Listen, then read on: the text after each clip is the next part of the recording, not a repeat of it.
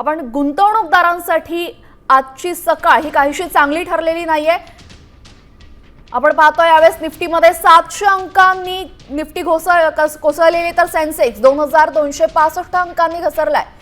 Share बाजारामध्ये मोठा फटका बघताना आपण पाहायला मिळतोय। युद्ध सुरू आहे, आखाती युद्धाचा परिणाम आता भारतापर्यंत पोहोचलेत। गुंतवणूकदारांना याचा मोठा फटका बसतोय।